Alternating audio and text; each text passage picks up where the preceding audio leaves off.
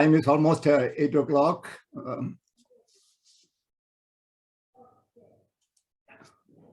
I am Narayanaswami. Today is Sunday, November 21. We will start a lecture with an invocation.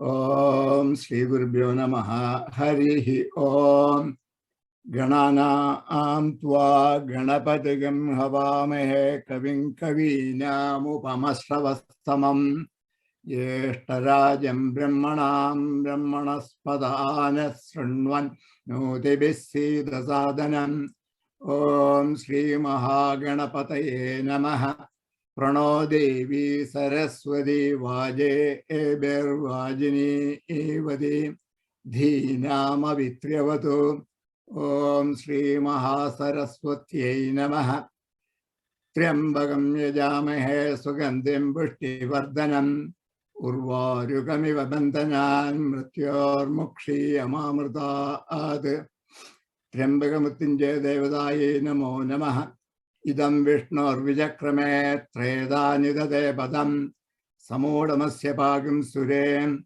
Krishna Krishna Krishna Om Bhur Bhuvasuvaro. Okay, we will start with today's lecture. We are discussing the Veda Samhitas. We started with the Rig Veda and we are about to start getting into the Krishna Yajurveda. I also had sent an email about the Kartika Deepam that we celebrated last week. And I just, all our festivals of light, Deepam, is all festivals we celebrate as the victory of truth, which is light, over falsehood, which is darkness. Light over darkness, that is all our celebrations. And the Kartika Deepam also falls in that one, notwithstanding the other aspects, the Laukika aspects of the Kartika Deepam celebrations, that ladies celebrate that for the family, the brothers. So many stories and connections are there. None of them, all that, be that as it may, we can look at them also as lighting a lamp, always inviting Agni. And as our lecture progresses, and in the next 4 lectures, we have covered the, we are into the Veda Samhitas. Now we will get into the Yajnas, because Vedas talk about Yajna, and we quoted Bhagavad Gita, Sahayajna Praja Srishtva Purovaja Prajavadi Anena Pasavishtadyam. Let this be your Kamaduk. So, and also Devan Bhavayata Anena Te Deva Bhavayantu Vaha Parasparam Bhavayandaha Srayah Param Avapsyada. So you cherish the Devas and Devas cherish you, and together. So the Yajnas is you are inviting the Devas. So this festival of light is also, we must look at inviting the Deva. And with this, to those who have not, who are not done anything about Veda, who are considered Vedas as devoid of wisdom, full of rituals and all that. And I want all of you, all of such people, if they are as part of the listeners of this class, I want to get them started on this, the divinization. We have to get started with, as I said, the baby steps of divinization, which starts with lighting a lamp. And this is a custom.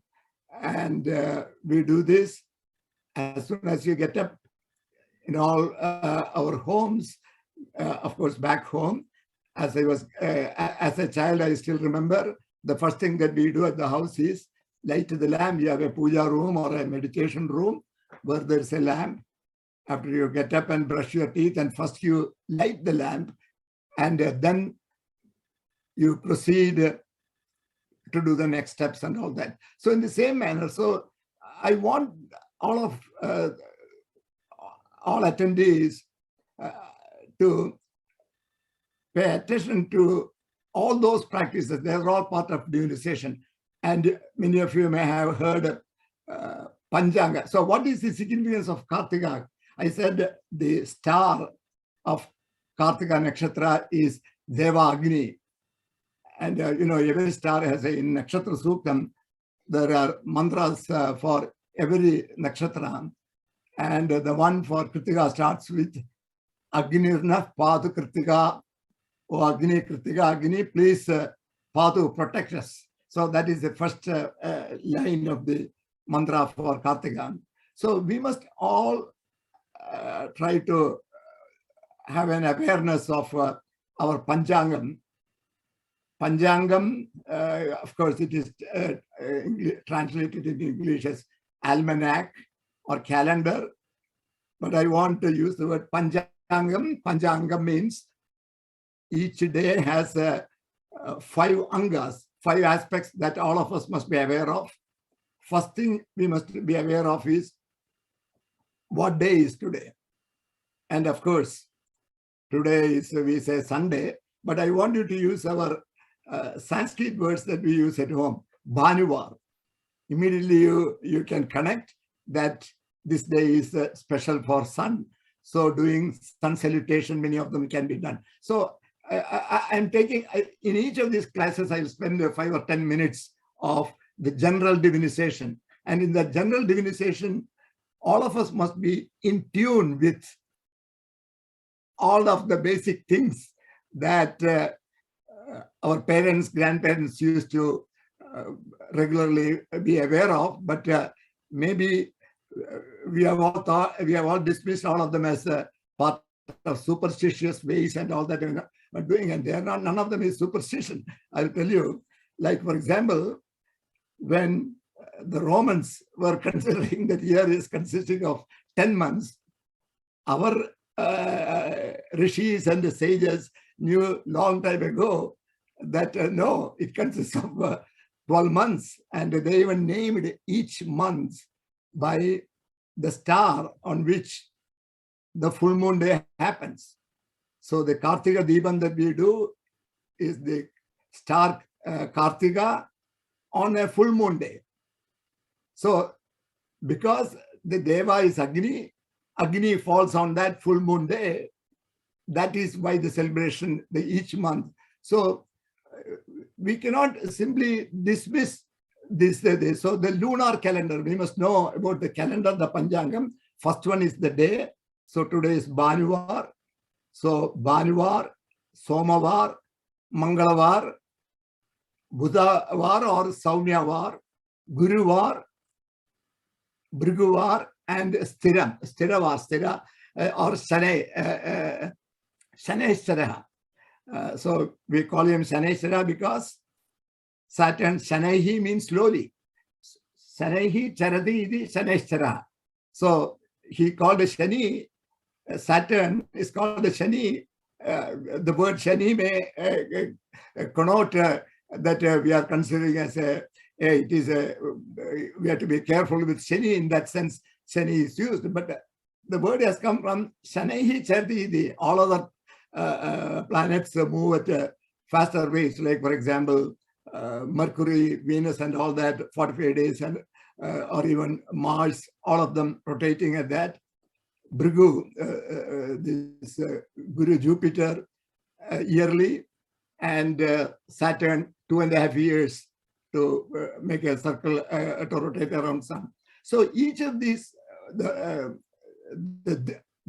day from Sunday, Monday, Tuesday, and all that, we must teach our children Bhanivar, Somavar for moon, Mangalavar for Mars, and in that a connection. So Guruvar for Jupiter, Thursday, and Bhriguvar for Venus for Friday, and Saturn for Saturday.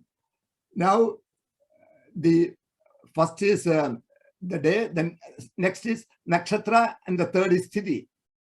And the fourth, fifth is Yoga and Karana. So these 5 items at every instant, at every day of the day we know. So when we are doing any celebration and all that, we say what are the day, the nakshatra, the tithi.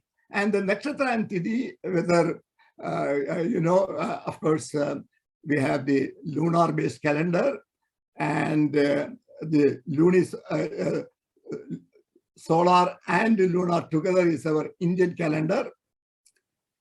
Because if you use only lunar calendar, what will happen is, after 12 months,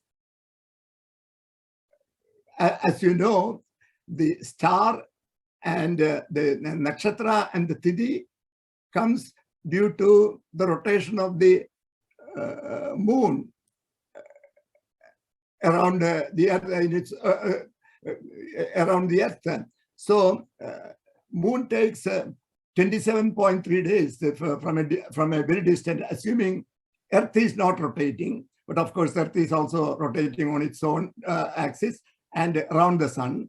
But if you assume earth is fixed, so looking from the star at a distance, you think earth is not rotating. At that time, then you say for moon to complete a rotation of earth is 27.3 days. That 27 days constitute the nakshatra. Ashwini, Bharani, Kartika, Rohini, Maghiram, and all the 27. Because of 27.3, sometimes it can also be, some people count it as 28. There is an extra nakshatra called Abhijit nakshatra being added to the 27 and 28 because it is 27.3. Whereas, if you, for the moon to come to the same place, taking into account the Earth's rotation, it takes 29.54 days. So a lunar month is 29.54. So in a year, a lunar year will become, if you take 12 months at 29.54, then you will get 354 days. And since there are 365 days in the year, so the 11 days of the year that we count will be used for the next lunar year. So if you have only a lunar calendar, then each year the functions will come at a different months. So the Indian, the newly acquired India calendar is lunar and the solar. The solar happens as the sun moves into each of the 12 zodiac signs. As it crosses one sign into that particular one, that is called the Sankranti or the Sankramam. Why I describe all that is, everyone must know what is the nakshatra and what is the tithi. And I wanted to start about talking about this Kartika Deepam. So in that context, we need to know, if you follow only lunar calendar, then the second lunar year will take 11 days of the current year. And by 2 or 3 years, each year it will go. That is why some religious followers using only lunar calendar, their functions every year happen at a different months of the Gregorian calendar. Whereas what we have done in the Indian calendar, taking both, we know we follow the lunar tithis also, at what they do is every 2.5 years or every 5 years, every 2.5 years, either a full moon or a new moon, every 5 years, so every 2.5 years, we'll have an Adhimasa and we bring it back to the normal way. So the 13th month and all that, that's a lunar calendar. So you must pay attention to the lunar calendar, solar calendar, and each day try to understand what is the tithi and nakshatra. And another one more point I want to say in this connection, that is the muhurta. A day is divided into 30 muhurtas. The 24 hours is divided into 30 muhurta. Muhurta really means only a moment. You say for the only time you may have heard the word is we have to fix a muhurta for a marriage. So each muhurta is 48 minutes. And assuming sunrise is at 6 a.m. on the vernal equinox, based on that, these 30 muhurtas have names, and the Muhurta 2 a.m. to 2:48 a.m. is named Jiva or Amrit. That is one of the most auspicious Muhurtas in the day one can have. So I don't know, in the North India especially, weddings are celebrated at night. Of course, we have to also match with the birth star of the bride and the groom, and together. So otherwise, generally, this 2 a.m. to 2:48 a.m. Whereas in the South India, we base everything with the sun's presence is more important. So most functions we have in the morning time. But there are people who use the 2 a.m. to 48 a.m. 2:48 a.m. as the Amrit Muhurta, Jiva and Amrit, very auspicious time. So the day is divided into 30 Muhurtas, and the one 4:24 a.m. to 5:12 a.m. is called Brahma Muhurta. You may have heard the word Brahma Muhurta. And the one 5:12 a.m. to 6 a.m. is the last one, is called the Samudra Muhurta.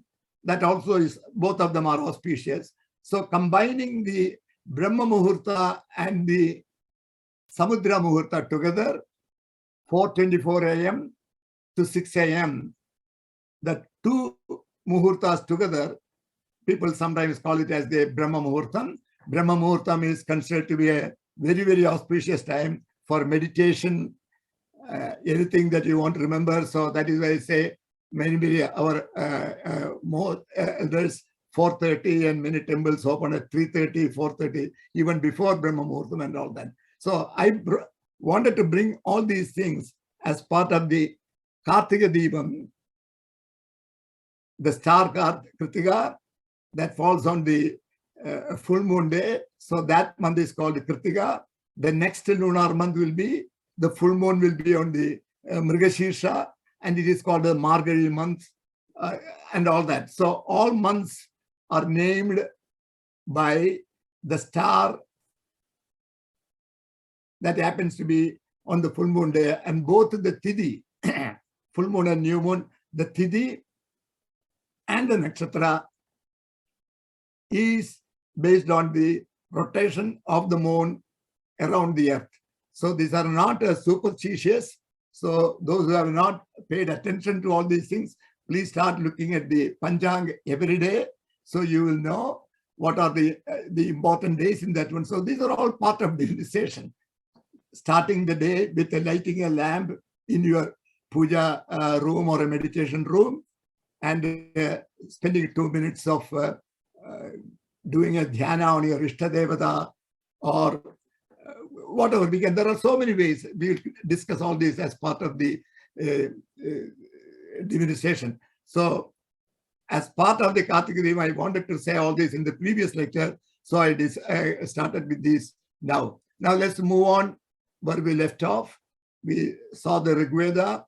Rig Veda has 10,552 mantras that are in 10 mandalas. Each mandala has a number of suktas, and each sukta has number of mantras. And that is how all the 10,552 mantras are arranged. So any number can be identified by in which mandala that mantra occurs, in which sukta the mantra occurs, and what is the mantra number. Then you can directly go to that number. In Krishna Yajurveda, the Yajurveda has two Samhitas, Krishna Yajurveda Samhita and Shukla Yajurveda Samhita. Krishna Yajurveda, it has 3 or 4, but the most commonly used one is the Taittiriya Samhita, and it is called KYV-TST for Taittiriya and S for Samhita. So Krishna Yajurveda Taittiriya Samhita has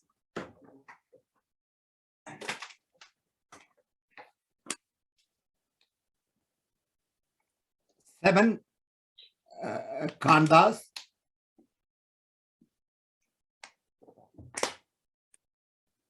Each khanda has 5 to 8 prabhadagas.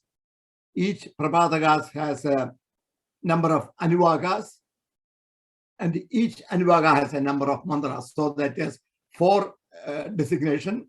Kanda, Prabhataga. Prabhataga is also called a Prashna sometimes. So there was a question in the last class. Why is Rudra Prashna? It is called a Prashna, Namaga Prashna, Chamaga Prashna. It is only Namaga Prabhataga. The 4th Kanda, 5th Prabhataga is the Namaga, and the 4th Kanda, 7th Prabhataga is the Chamaga. So it can also be called the 4th Kanda, 5th Prashna. So it is called the Namaga Prashna, Chamaga Prashna. And the Krishna Yajurveda Samhita is called the Krishna Yajurveda because Brahmanas and mantras are mixed together in Krishna Yajurveda. Kanda 1, 4, and 7 has mainly mantras. 2, 3, 5, and 6 have mainly Brahmanas and some mantras. So most mantras are in the Kanda 1, 4, and 7. In Shukla Yajurveda, many people think that only Krishna Yajurveda alone talks about yajnas. All Vedas talk about yajna, and all yajnas discussed in the Vedas are mostly inner yajna. I will discuss all that in the next class when we look at yajnas. And the goal of inner yajna is always to perfect our all our faculties, the Annamaya aspects, the Pranamaya aspects, and the Manomaya aspects. Like, for example, those of the physical body, those connected with our Pranamaya energy bodies, such as passion, emotions, attitudes. Everyone, we have to refine them, divinize them. And those connected with our mental domain, such as intelligence, intuition, to develop intuition, all that. So divinization and inner yajna are contained in almost all the Vedas. The first Kanda describes 4 inner yajnas, Darshavurnamasau, then talks about Agnishtoma, then Vajapeya, increase of all the felicities, Rajasuya. The 4th Kanda discusses the Namaga and Chamaga for Rudram, for Lord Shiva, that are considered to be very important mantras. And the 7th Kanda discusses many Adhiratra functions, 2 night, 3 night, 4 night, 5 night, all the way up to 49 night functions. And it also discusses Ashwamedha. Ashwamedha is also discussed in Rigveda 1.162 and 163. And all inner yajnas in the Vedas are now performed as outer yajnas. And it involves, especially including the Namaga and Chamaga, they perform repeated chanting of the Namaga mantras and Chamaga mantras. And we conduct yajnas called Egadasya Rudra Mahayajna, Maharudra Mahayajna, and Atirudra Mahayajna. All these are done for Loka Kshema and Loka Kalyana, and also they're all prashchitta karmas, in the sense that all of us make many mistakes in our daily life. So as to remove many whatever mistakes that we may have done, for the general welfare, all these are performed. So these are all yajnas in the Krishna Yajurveda. We will discuss that as we go to yajna, and what are the things that we can do, etc. That will be the theme in the next lectures. Now I move on to Shukla Yajurveda. Shukla Yajurveda has only one recension called Vajasane Samhita, and it has 40 chapters. Each chapter has number of mantras. So any mantra in Shukla Yajurveda is identified with the chapter number and the mantra number. The 4th Kanda, 5th Prabhataga Namaga mantra is in chapter 16 of Shukla Yajurveda, and the 4th Kanda, 7th Prabhadaga, Chamaga Mantra is in the chapter 18. About 50% of the mantras are overlapping, both Krishna Yajurveda and Shukla Yajurveda. There are some differences, and the Namaga and Chamaga mantra chanted are from Krishna Yajurveda. Now, before I move on to Samaveda, I want to raise the issue of animal sacrifices in yajnas. And outer yajnas started to include animal sacrifices. When it started is not known. In fact, a few attendees had asked questions about this in the last week also, and previously also someone said there were many the practice of the Vedas were not always as accurately and all that. So there are many excesses and many negative aspects happened in the course of time. Any thing as it moves over the ages will catch good things and bad things, and perhaps one such thing happened into that. When it started is not known, whether it started at the turn of the century, in the 1st century onwards, or it started only around the 10th century, or some people, Sanatana Dharma followers, thought that eating meat is needed to, certainly after the arrival of foreigners invading India, at least from 1000 CE, 10th century onwards, Muhammad Ghazni and all the Arab invaders first, then later Mughal invasion, then British, then of course maybe Pondicherry, French, we don't know who all those. So along with them, the local people, whether have felt, and Sanatana Dharma followers also got into this. There is no, we do not know the origin of that. And but I have in all that participated in many yajnas, but I have not seen it. So it may be safer to say that these practices are becoming lesser and lesser, but we cannot say that. But where did this, how did this all start? Or even how did this all start is very difficult. But the Sayanacharya, you have heard his name mentioned many times. He did a very great service by translating all the Vedas. Until that time, Sayanacharya was the prime minister of Vijayanagara Empire in the 14th century. Sayanacharya was also a student of Sringeri Mutt, so he has learned Vedas also. He was the prime minister, so he assembled over 100 or 150 scholars of Sanskrit and Vedas and translated all the Vedas and provided word by word meanings of all the Veda mantras. The pada, he broke them into padas.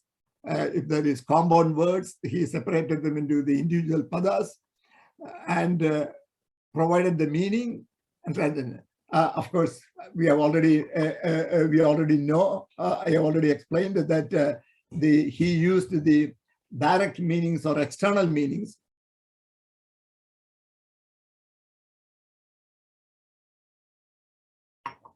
And they missed out on the spiritual or adhyatmic meanings. And if you look at only the external meaning, some of the sentences, and we saw all that, like go means it is not the four-legged animal alone. Go also has the meaning of ray of knowledge. So whenever they use go, it can be used either as cows for if they want to look at it that way, for the symbol meaning and proceed with that. You can use the word cow, but otherwise it is the ray of knowledge. So Sayanacharya has certainly, by this translating, providing only the external meanings with certain things like breaking the hill to recover the cows. When hill has the meaning of ignorance and cow has the meaning of things. That means Indra removed the ignorance and brought in knowledge. That is the meaning of that. But if you translate only externally, then Indra destroyed the hill and saved the cow. Of course, one could ask the question, how can the cows be saved by destroying the hill if they are near the hill? In the destruction of the hill, the cows also will die. So all these, taking all these, the Western translators said Vedas do not make sense. But that was not the intended meaning. So we already know Sainacharya's external meaning only has caused us into some trouble. Additionally, the third Prabhataga, 8th, 9th, and 10th Anuvagas, he has in detail explained that this includes killing of the animal and immolation, and cutting of the animal, vishasanam, then separation of the parts, and offering of vapa, the diaphragm, into the fire, and the offering of the intestine, vasahoma. Many, many terms he has explained. And it is extremely difficult for many Sanatana Dharma followers to think that such practices are stated in the Vedas. And since Sainacharya's translations are followed in all our Shankara mats, Gemini's Purva Mimamsa, which said that the correct chanting of the mantras and the correct conduct of the yajnas will produce the phala of the result. That is one cardinal point in the teaching of the Veda mantras to the in the Veda Paఠశాlas, who later on become the priests and who conduct all the functions, all our functions that we want conducted. And Sainacharya's external meanings, these are the two guiding documents followed by all the Shankara mats and all the Veda Paఠశాlas managed by them. So this Sainacharya's meaning, it is extremely difficult for Sanatana Dharma followers to even think that when Manusmriti says ahimsa paramo dharma, when Patanjali's Yoga Sutras, Yama, the first anga is Yama, ahimsa, satya, asteya, brahmacharya, aparigraha. These 5 vows for us to practice. So how can we justify this? How can Sainacharya justify that meaning? How can these followers do these things? That question is still there. So I go back to the spiritual meanings. The spiritual meanings, that is the whole Vedas explanation. But only by understanding spiritual meanings, it makes sense. That has been my major rediscovery, if I say. Of course, Sri Aurobindo discovered the spiritual meanings 100 years ago, 1914, 100 plus years ago. And then he started translating about 3,000 mantras from Rig Veda. Then Kabali Shastri went there and supported and translated many of Aurobindo's English works into Sanskrit, so that the India Pandits who knew Sanskrit more and better than English could follow this and all that. But they are still following the Sainacharya, and because Sainacharya was and Sainacharya's brother became a Sringeri Acharya also. So Sainacharya has got a tremendous prestige. Whether it was his prestige that nobody wanted to oppose any statement said by him, we do not know. So let us see, what does the spiritual meaning? Professor Kashyap disagrees, and he has made several points. I will take only 2 points to explain that.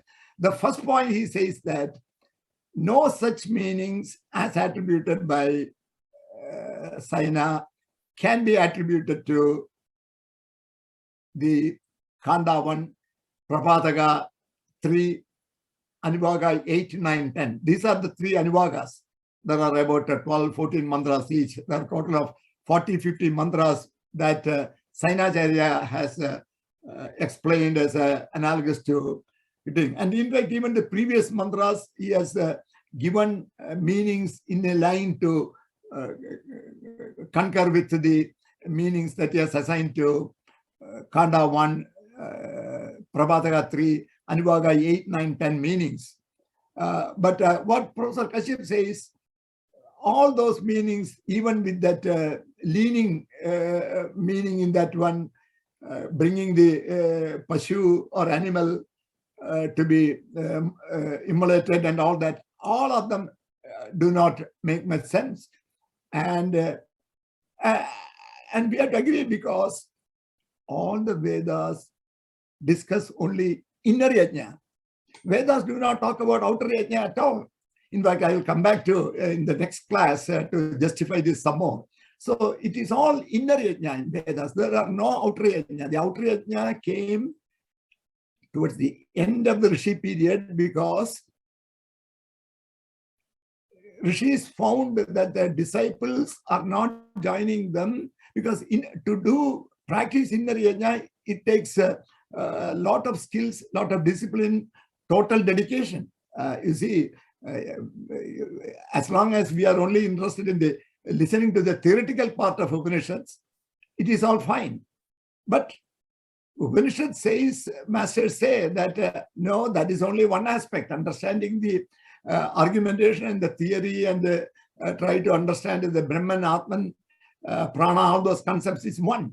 But realizing them, going through the vidyas and going through the sadhanas and the meditation, that is the hard part. In the same manner, if you want to do the outer yajna, even we will discuss the differences between inner yajna and outer yajna in the next class, but I will leave it for the time being. It is all inner yajna that, so each of the Annamaya parts or the Pranamaya, our passion, our emotion, our feelings, all has got to be divinized. The whole purpose of the yajna is to divinize. The whole thing, you will repeatedly come, and I will connect them with all these in the next 1 or 2 classes, we will see. So all of them has to do with the divinization. So divinization, removing the tamas, rising in the truth level, rising in consciousness level, eventually attaining the triple infinity of Satchit Ananda. That is what Vedas says. So, Professor, we are back to this animal sacrifice and Krishna Yajurveda, Khanda 1, Prabhataka 3, Anivagas 8, 9, 10. So, Professor Kashyap says, all these talk about the subtle body of the Yajamana, whatever has to be, you have to kill an animal and take the diaphragm, take the papa, and then do all those things. No, it is talking about our own body parts being symbolically offered in the inner yajna to the divinity, and divinity, whatever we offer, in return, the devas will give you truth level or rise in consciousness. They will divinize you to the level. So the whole inner yajna is what you have in you, you offer to the devas. And what they have in them, truth, they will give in that one. This is the exchange that Krishna also is referring in the Bhagavad Gita, Parasparam Bhavayamdaha. So you have to, in the inner yajna, how we do this, which is a lot difficult, lot easier said than done. That is why we have to start with outer and then from there graduate to inner yajna. But Vedas talk about yajna. So Professor Kashyap's point number 1 is all those individual parts that are being offered by the Yajamana in the inner yajna to be divinized and returned by the Devas is mistranslated by Saina. That is Kashyap's point number one. Of course, here we all may start weighing, where is Sainacharya, where is Professor Kashyap? Professor Kashyap, after all, was an academician, professor, and all that. He may be an intellectual. He has studied in Institute of Science. He was stood first all over in his career, and he has, his PhD thesis is being still discussed as Chu Kashyap algorithms in electrical engineering books, and many of the other contributions, machine learning and all that, that is not. All those aside, you may say, so let us leave the point number one. But the second point is a little bit more, we all can more easily agree with the professor's point. Namely, I said earlier that Shukla Yajurveda mantras and Krishna Yajurveda mantras, 50% of these mantras are the same. And then there are some different rigs in Shukla Yajurveda, and Shukla Yajurveda does not contain any Brahmana passages. So that is the difference between Krishna Yajurveda, 7 kandas, and about a total of 45, 48 prapatakas, and about 300-400 anuvagas, and a lot of the same, about 4,000 mantras, and the Shukla Yajurveda has about 3,800 mantras. But 50% of them are common. The Kanda 1, Prabhataka 3, Anuvaga 8, 9, 10, that Sainacharya has explained as corresponding to animal sacrifices. The same 3 Anuvaga mantras are in Shukla Yajurveda chapters 4 to 8, identical mantras. And same Sainacharya and Mahidra, another person who is done supportive work of Sainacharya and Mahidra, both of them have translated the Shukla Yajurveda mantras without animal sacrifice. How can that be? That is Professor's question. Of course, Professor is translating it in 2000, early 2000. Sainacharya is 1367, 14th century. And from 14th century onwards, of course, the 19th century, Max Muller, Wilson, to all of them, how they became quickly experts in the Vedas is because they only had to learn Sanskrit, because Sainacharya has given word by word meanings of that. So they learned Sanskrit, they spent 10 or 12 years, studied Sanskrit, and they hired some Sanskrit professors under them. And they translated everything into English.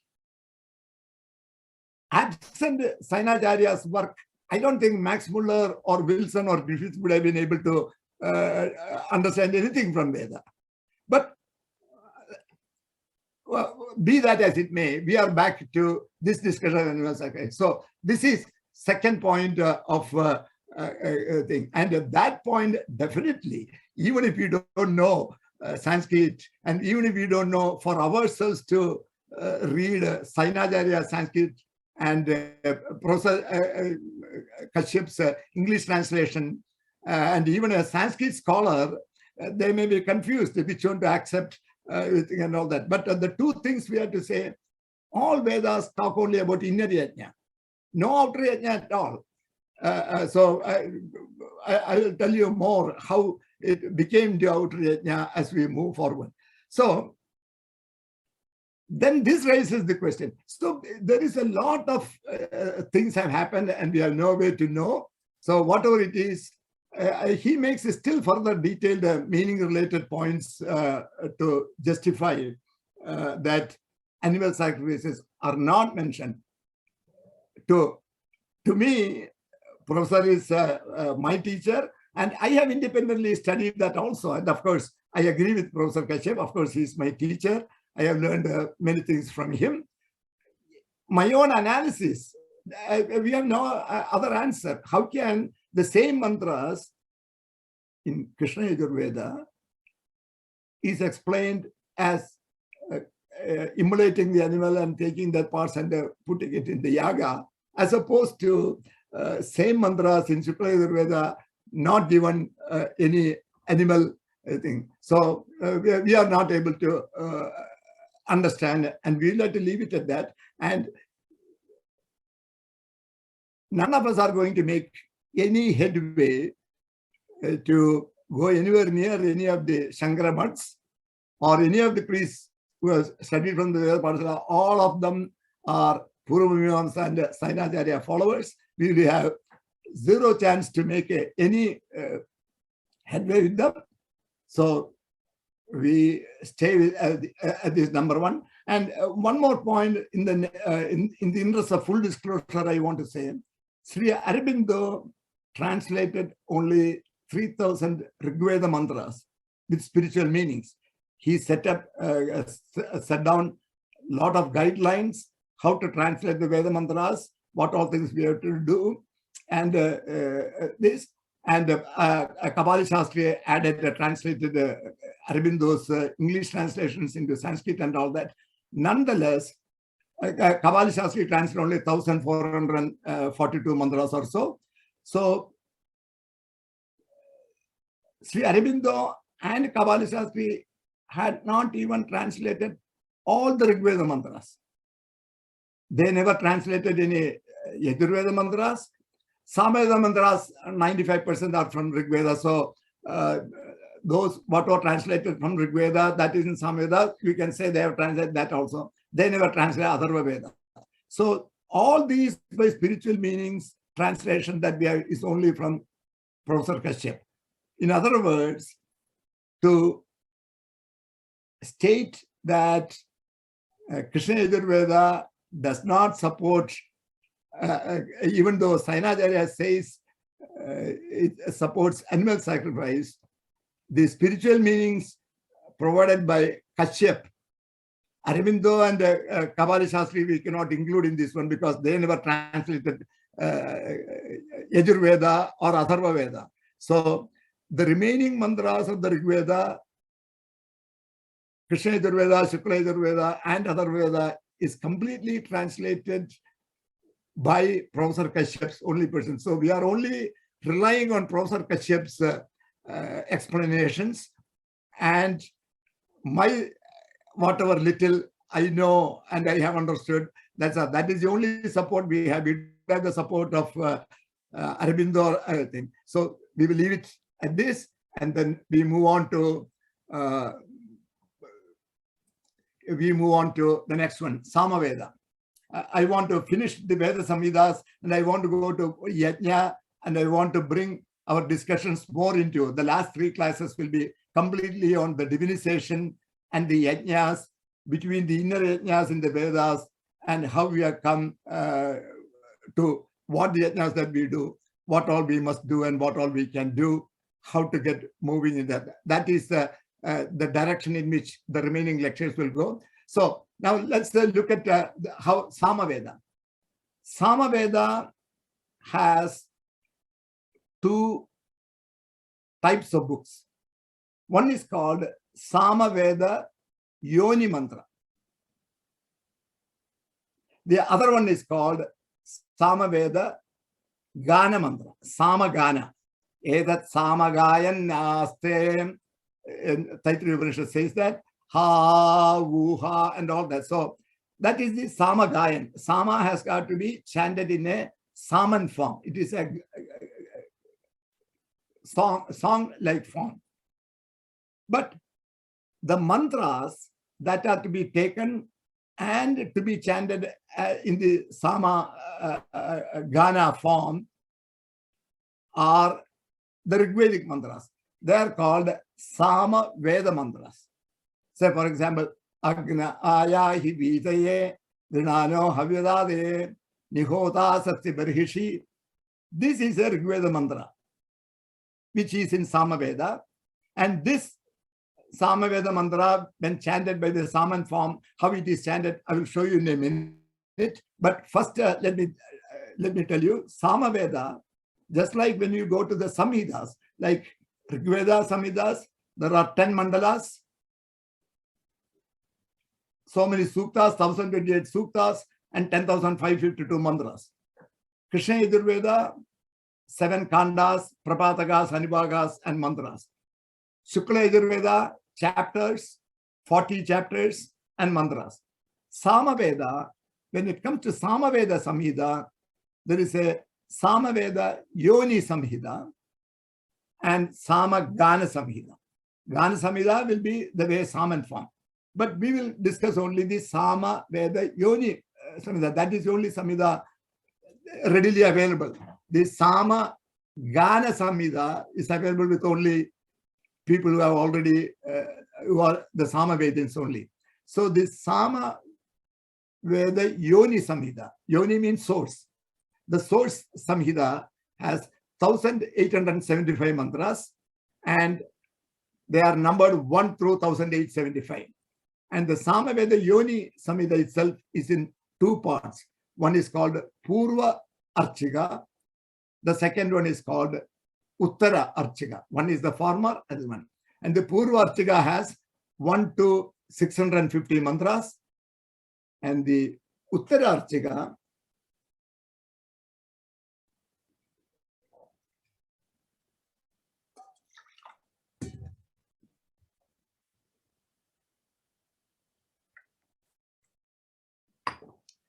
Uttara Archika, 651 to 1,875.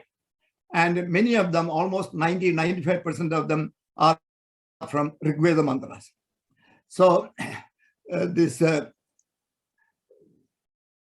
Purva Archika has 5 chapters. First one is called the Agneya Kanda, about 120 mantras for Agni. The second one is Aindra Kanda, about 350 in 3 chapters. Second, third, fourth chapters, 3 chapters, about 350 mantras. And then the next Kanda, Kanda with many mantras, about 55 mantras for sun and many others. So the Purva in the Uttara Archika has about 400 suktas, about 3 or 4 mantras in each suktas. And this. But look at the beauty in which the Samaveda mantra is arranged. Because when the 10,552 mantras of Rigveda are there, many people say, oh, this 10,552, in fact, one of our attendees also had written to me after the first or second lecture. There are so many mantras, where to start, how to go.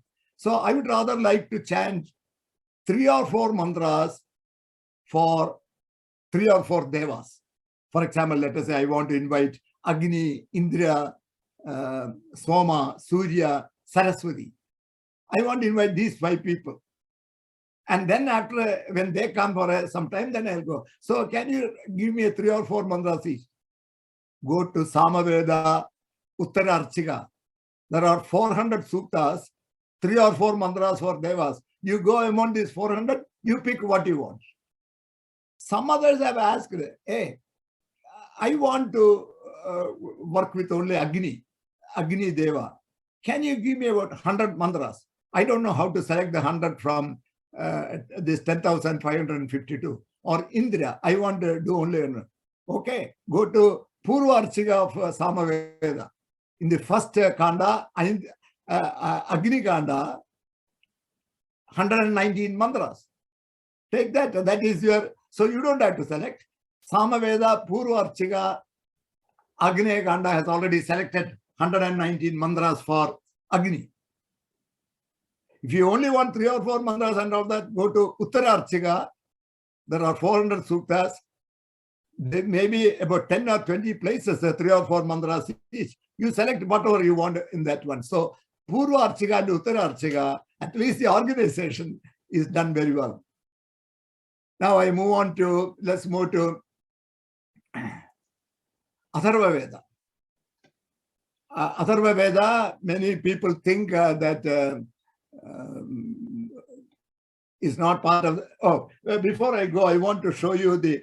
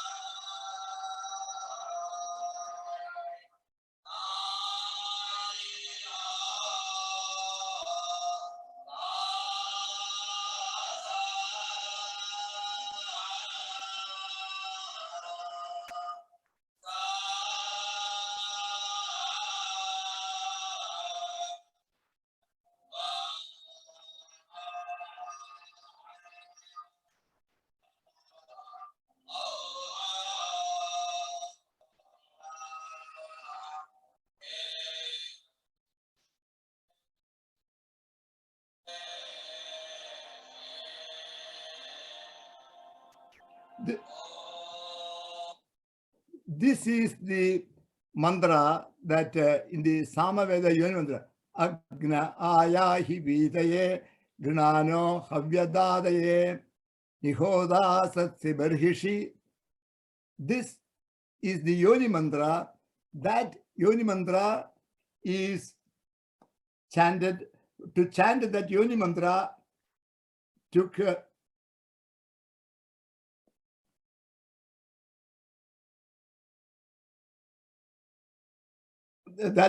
takes 1.5 minutes. That is the Saman chant. So that is what I wanted to show what is the Sama Yoni mantra. So to chant it in this manner, to expand it, and then learn it from a Samaveda teacher. That is how they become Samaveda. And one of the longest time needed to learn Samaveda. I have not learned Samaveda. There are specialists, very few Samavedans available. And each Yoni mantra expanded in this fashion is that, but the Yoni mantra book chanted in the regular form is used as the Samaveda. Now with this, I need to go to Atharva Veda. Atharva Veda is also sacred, and in fact, there are a lot of references of the Chaturveda, including Atharva Veda, and it is due to Atharva and Angirasa Veda. It is called the Vaishajya Veda because many mantras for treatment of diseases, how to heal, what are the herbs. Ayurveda has evolved from here, and it contains a lot of things. It has spiritual aspects, it has cosmic powers, gods and goddesses. It talks about longevity, health. It discusses many subhashitams. It talks about the antidotes to poison, worms and all that, and politics. And it talks about how to win wars, how to deal with foes, happiness, fearless. So many aspects are included in Atharva Veda, and it is difficult to, there are some Shanti mantras, I will show one of them, and Atharva describes steps for a long life, and one important aspect is Bhumi Sukta. This ecology and all that started in the West only after 1970s. Just very recently, they found out, but our Bhumi Sukta says, the chapter 12, first mantra in Atharva Veda. Atharva Veda is divided, each chapter has many suktas, and each sukta has number of mantras. So the three divisions: chapter, sukta, mantra, to identify mantra. So the 12th chapter, the first sukta and first mantra is the first sukta has 50 to 60 mantras about Bhumi. The very first one, I'll chant that mantra, that is very useful. Satyam, Brihat, Ritam, Ugram, Diksha, Tapo, Brahma, Yajna, Prithivim, Dharayanti. Sano, Bhudasya, Bhavyasya Patni, Urim Logam, Prithvi Nakridodu. So 8 characteristics: truth, Satyam; Brihat, vastness; Ritam, truth in motion, like the seasons that we have, the 6 ritus; Ugram, strength; Tapo, consecration; Brahma, Diksha; then Yajna, and Tapo.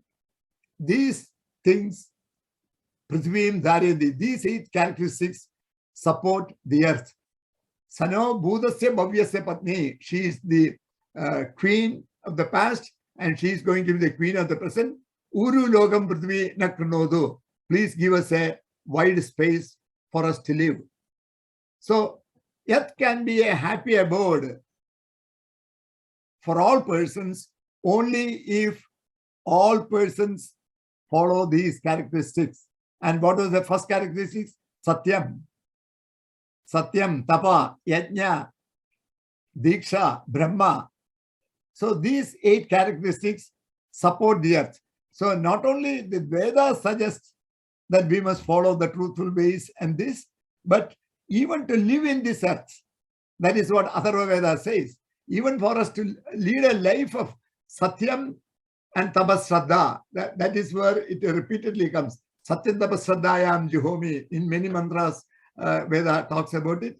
So that is another important aspect about chapter. Then chapter 19 talks about many Shanti mantras.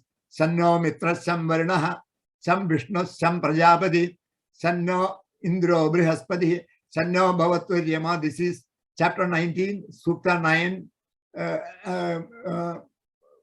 number 6 mantra. And this is very similar to the mantras that we chant many times. Shanno Mitracham Varnaha, Shanno Bhavatvaryama, Shanna Indro Brihaspati, Shanno Vishnu Kramaha, Namo Brahmane, Namaste Vayo. This is the first, this used as a peace invocation for the Taittiriya Upanishad. And similarly, the another mantra, Prithvi Shanti, Antariksham Shanti, Dyav Shanti, Apas Shanti, Oshadaya Shanti, Vanaspade Shanti, Shandirme Shanti. Then this also says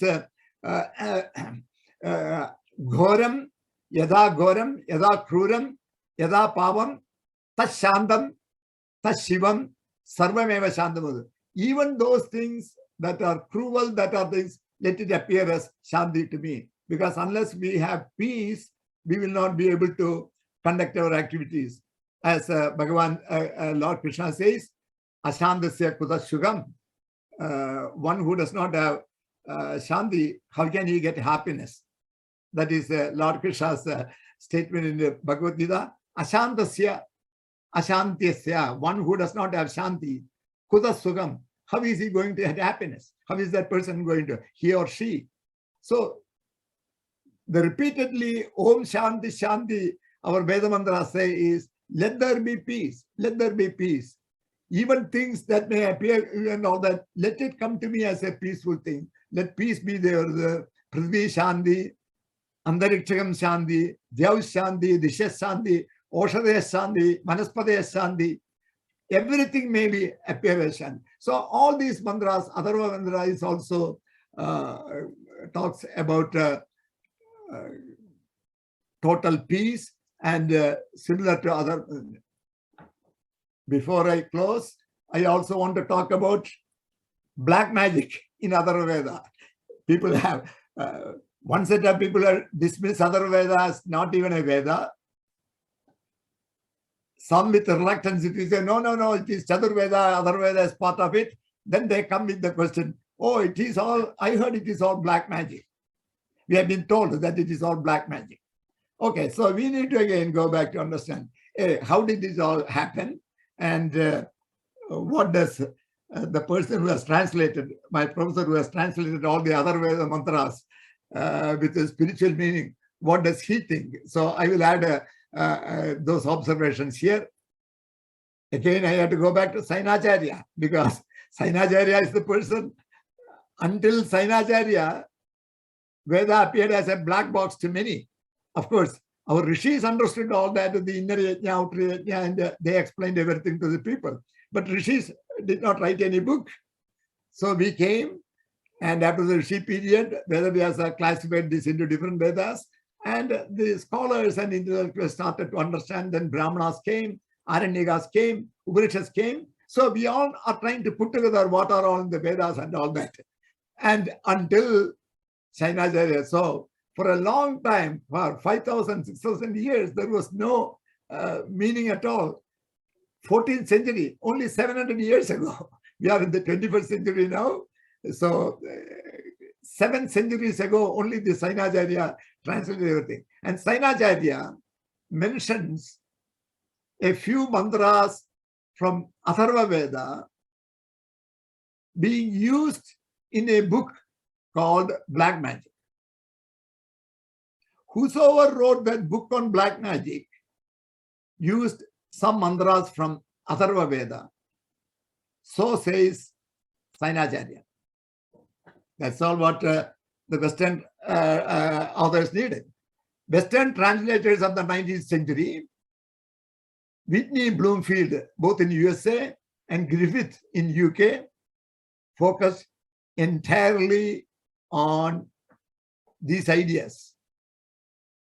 And they embellished whatever Sainacharya wrote, and with their Sanskrit knowledge and all that, they studied those whatever mantras that Sainacharya said contain these. They embellished them and said Atharva Veda is full of black magic and is used to harm others. There was big propaganda from them. And there are, of course, when some English authors write and all that, others will also follow them. And now nobody will be reading Atharva Veda and all that. Hey, we have this English translation. You take that English translation and make either regional translations or add your own additional English translation with your own knowledge of Sanskrit and whatever you want to add. And there are some Indian followers, Ghosh and Rajendra Lal and many others, Mitra and a few others, also added that Atharva Veda is a lot of black magic. Professor Kashyap says, he has translated, of course, Atharva Veda has 5,990 mantras. 5,990 mantras in these 20 chapters and a number of suttas. Total nearly 6,000 mantras. And Professor Kashyap says the word Kritya and Abhichara. These are the two words that talk about, primarily he says, to defend against someone trying to attack you or someone trying to poison you. There are mantras, there are herbs that you can use to remove the poison, whether it is due to snake bite or someone tried to administer something. So there are some defensive mantras also, whether along with that, if someone thing you found out and all that, you want to return that poison to that, whether there are some mantras he's not saying. But what he says is there are 4 mantras were Kritya. Kritya is a word, there are 20 mantras that contain Abhijara. So about 30 to 20, 25 or 30 maximum mantras out of 5,997. So out of 6,000 mantras,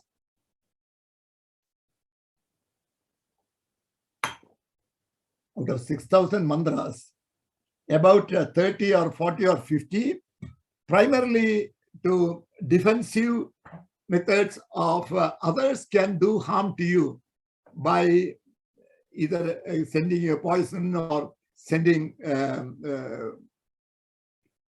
whatever their negative thoughts to you. We don't know. There are ways of sending and all that. So in such cases, how to defend, it talks about, because just like it talks politics and wars, battles and foes, how to treat foes, how to handle, how to stay. So many aspects are there in other Veda. Along with that, some sections, whether how to invoke harm to others, also few mantras are there. But Professor Kashyap says no more than 25 to 30 mantras contain this thing out of 6,000. Of course, one may want to say, one would like to say that even that are not there, but there are about 30 out of 6,000 or even 40 or 50 mantras there. But that is not how we are told. Atharva Veda is full of things. There are so many excellent other things in Atharva Veda, but people are not talking about any of those things. So we must recognize that there are some mantras which show how to defend against the harm being done, and whether as part of that some how to invoke harm on others are also there is not clear to me. But there are few mantras according to Professor Kashyap. But that does not require the whole Atharva Veda to be tarnished with the black magic message. But that is how it is perceived. So I will just sort of summarize. I really don't think that there is time to start on the yajna, so I will start on the next class. So the total mantras of 27,185. If you take all the mantras, Rigveda, Krishna Yajurveda, Shukla Yajurveda, Samaveda, Yoni mantras, and Atharva Veda mantras together, it comes to 27,185. And these are the mantras belonging to one recension. We were told originally we had close to 1,180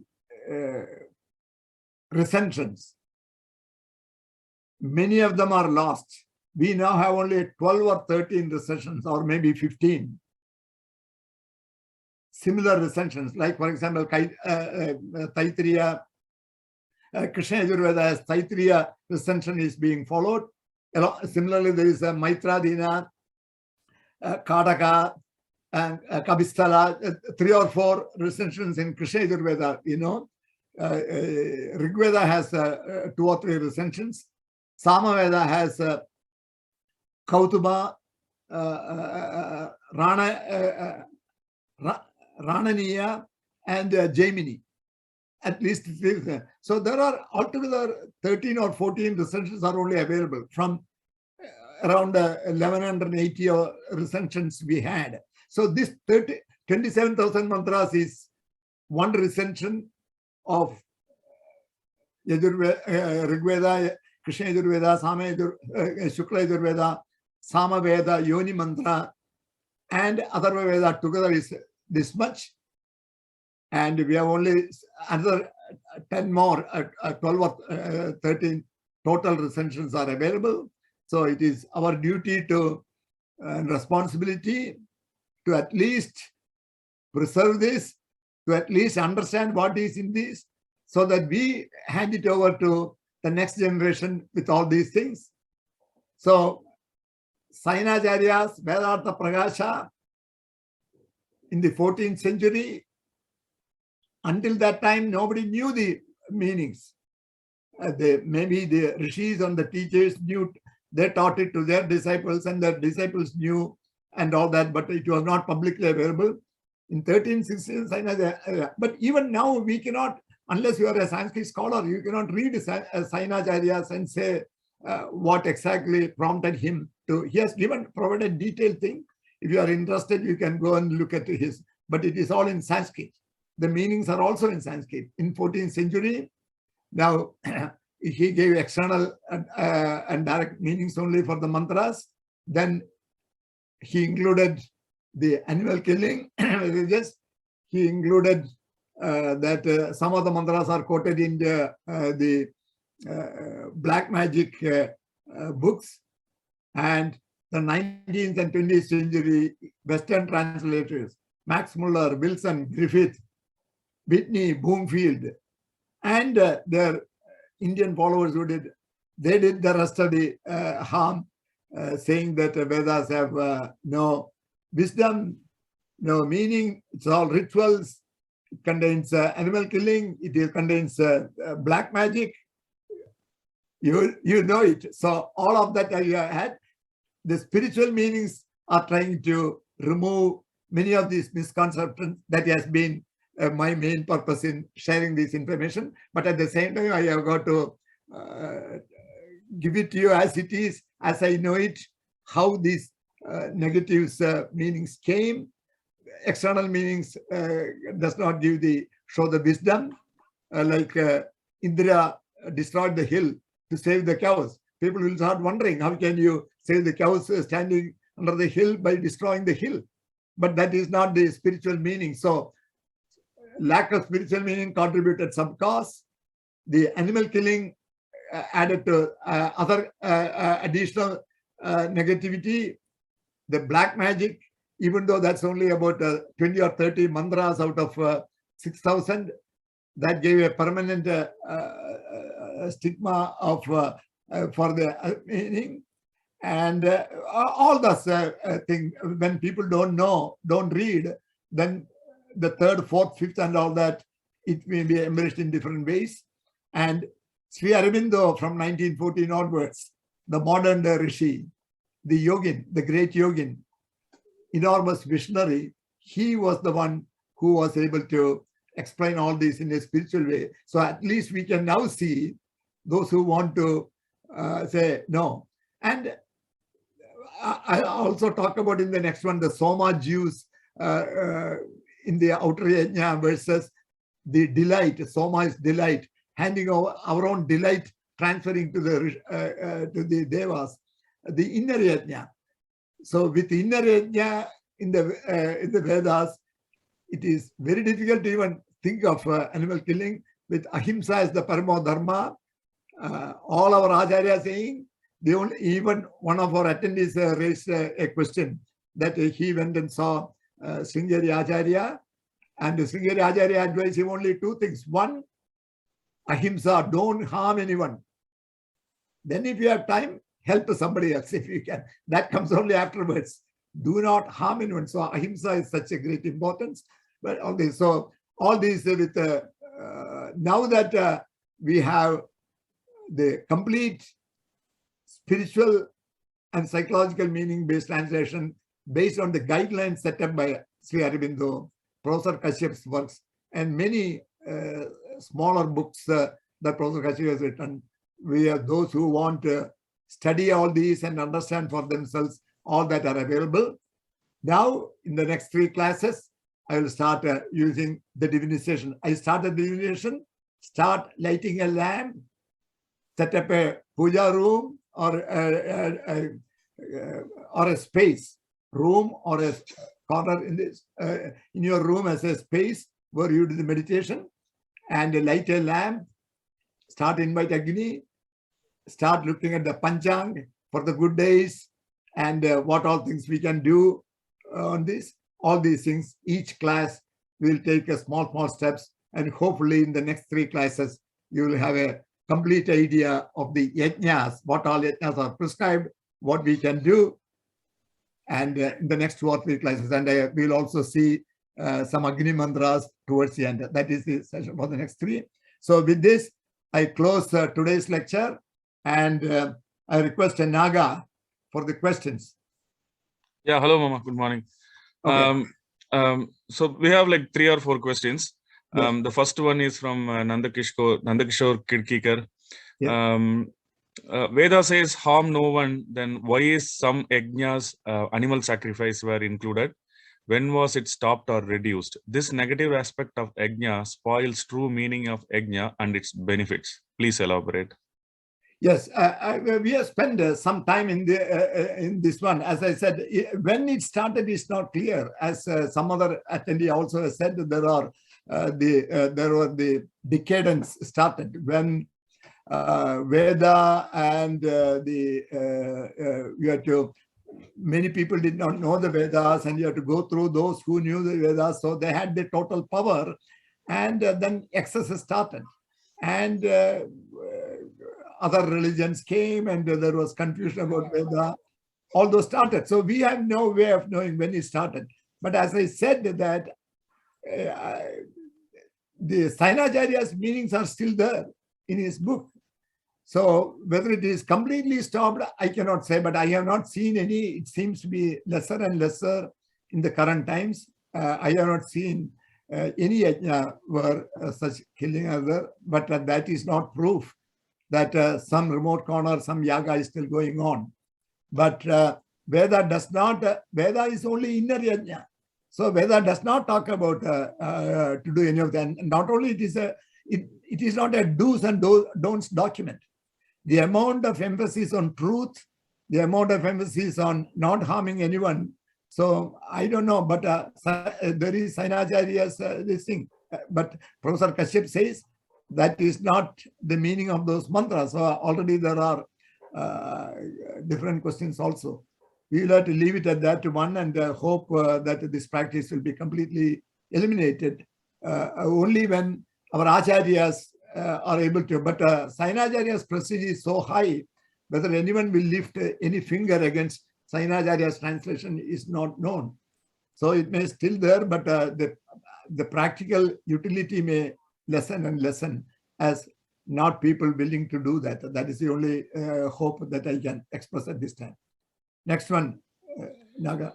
Mama, there is a big question from Gaurav Nirmal on animal sacrifice. I think it is better to read that. It's like 150 words plus, so you can read it and then answer it. So I'm skipping to the question after that. Okay. So it's again, the next one is also from Gaurav Nirmal. In the next lecture, can you please provide example of a mantra of Rig Veda and same one in Sama Veda? Since it's same, it will be good to hear the difference in Sama and Gana form versus Rig Veda Rig form. What is the rationale for having same thing in 2 different formats? If you can elaborate. Yeah, that's a good question. So I did this in this class. I don't know, it came well. Gaurav's question is, and I will broaden that question, Gaurav's question, why there are duplicates. So I said Krishna Yajurveda and Shukla Yajurveda, about 50% mantras are the same. So why the need for the duplication? His question is why Rigveda? And there are some rigs. The Rigveda contains only Rig mantra. Rig is poetic 2-line verses with chandas, and it has mainly stuti, praise for a thing, or inviting gods, or inner yajnas in Rigveda. No prose mantras. Yajurveda has prose and Rig mantras. And the Rig mantras in Krishna Yajurveda, some of them are in the Rig Veda, some of them are not in the Rig Veda also. So the Sama Veda has Yoni mantra and Gana mantra. And in fact, he wanted, I will do this again next time. I will not be able to chant because I have not learned Sama Veda. The way we chant the Rig Veda mantra in Sama Veda, we chant it as part of the Chaturveda Parayanam. When the Sama Veda mantra comes, we say, Agnaya Hividiye Gnano Havedadaye Nihoda Sasya Barishi. That is one Sama Veda mantra, Yoni mantra. That Samaveda mantra chanted in the Samagana mantra is what I try to get a recording and then chanted by some other priest who learned Samaveda, tried, because I don't know. But the other Samaveda mantra that we chant is from the Taittiriya Upanishad. Etat samagayannaste ha uha uha u, and it goes on. So that we can chant. Even this, in my opinion, is not the Samagana. In the Saman form, only a priest who has learned Samaveda, you invite him and you ask him to chant. I will not be able to chant that. I can take one or two more other recordings and say, this is the, I can definitely show, I have the recording of the Agnayahi, Vidye Gnano Havila De Nihota Satsi Barhishi. That mantra chanted as Samagana and Samayoni mantra. Samayoni mantra is Agna Ayahi Vidaye Gnano Havyadadaye Nihota Satsi Barhishi. This is the Samayoni mantra, which is in Rigveda also. And the chanting of that is, let me see whether I can put it one more time. Now itself it takes only a minute.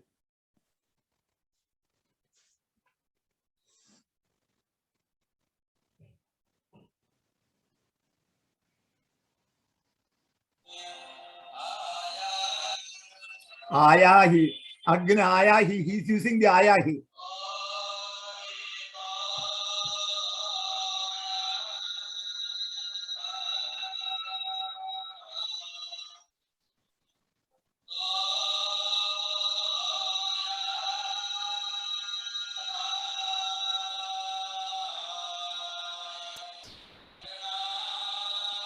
Grinano, Grina, Grina.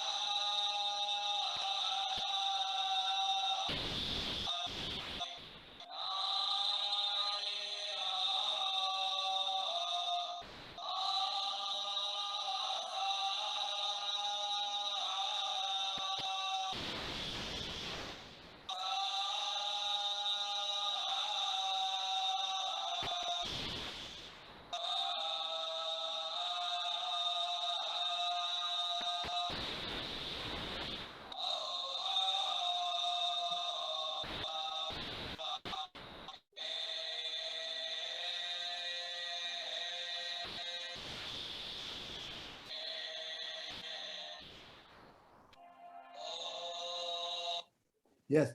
So what the time takes, Agna Ayahi Vidaye Gnano Havyadadaye Nihota Satsi Barhishi. What it may have taken 10 seconds or less to chant this mantra in Samagana takes 1 minute and about 30-35 seconds. 1 minute 40 seconds, close to 40 seconds. So that expansion is the Samagana mantra.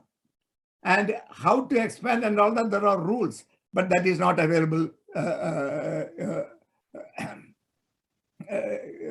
thing. And that book is also very rarely available. Whenever you go and get a Samaveda book, you get only these 2 volumes, Purva Archika, both are Sama Veda Yoni Mantra, the source mantra, which is the Rigveda. And that is all being chanted in the Rigveda form. Or in the Taittiriya Upanishad, as I said, Etat Samagayannaste, ha, and that where we learned that the Taittiriya Upanishad, a Sama form. But nowhere near this.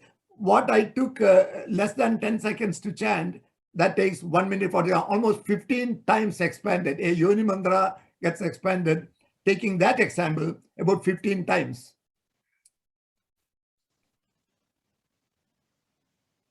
Next, Naga.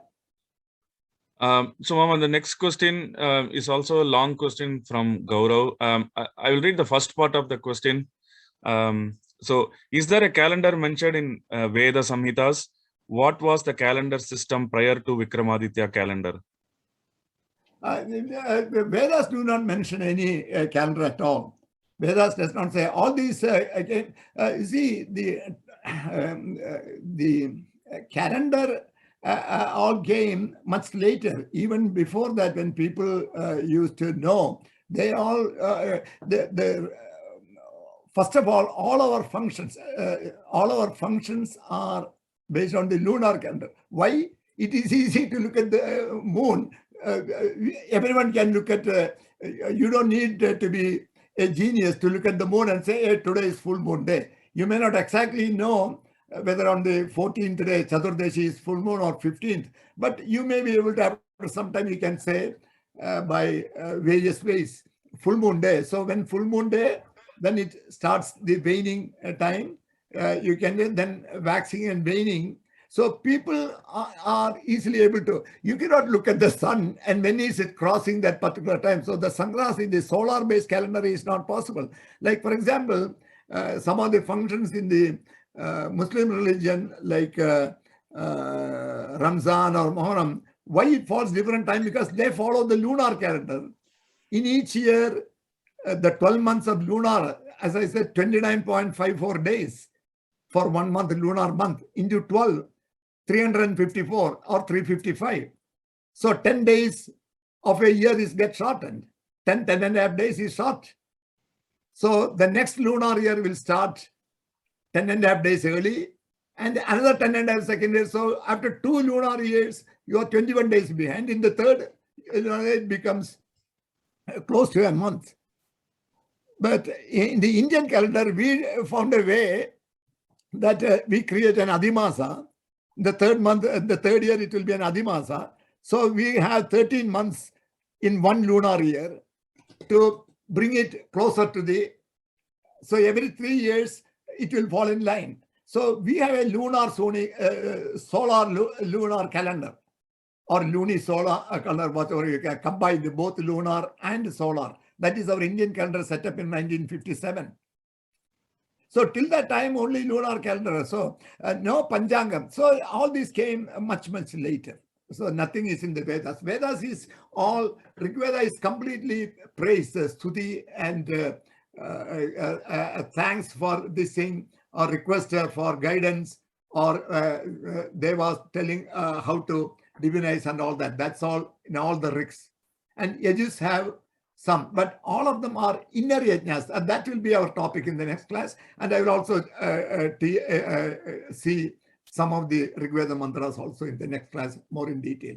But next 3 classes will be more into what we can do, what we must do, or what are the baby steps we can take to get started into the divinization process. And over a period of time, we will all graduate from baby steps to higher and higher steps, and hope we rise in consciousness levels.